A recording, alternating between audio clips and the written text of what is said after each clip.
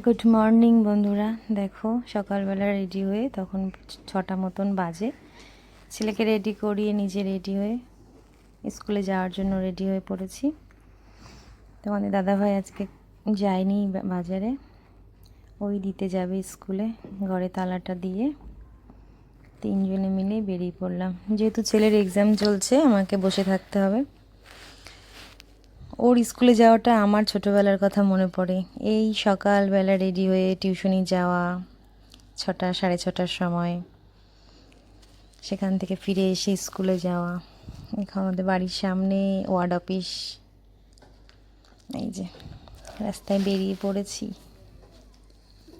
খুব ঠান্ডা, বাইকে আরও বেশি হাওয়া লাগছিল।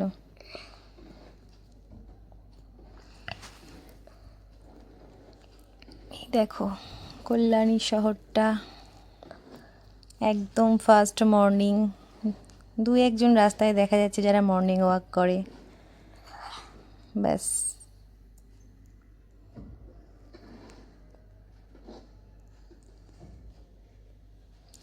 পৌঁছে গেলাম ছেলের স্কুলে।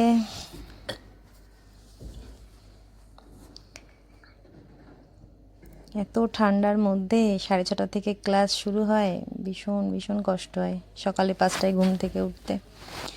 ছেলে টাটা করে চলে গেল গেটের ভিতরে। স্কুলের ইয়েটা খুব বড়, ভীষণ বড়ই। দেখো মায়েরা সবাই বসে আছে, যেহেতু এক্সাম অনেকেই বসে আছে। আজকে 8:30টায় ছুটি হবে। অন্য সময় দিনগুলোয় এত মায়েরা বসে থাকে না, আজকে সবাই বসে আছি। এক্সাম শেষ, ছেলে বেরিয়ে এসছে। দেখো ফ্রেন্ডটা জিভ ভেঙে দিচ্ছে, অর্ঘ্যদীপ। বাড়ি চলে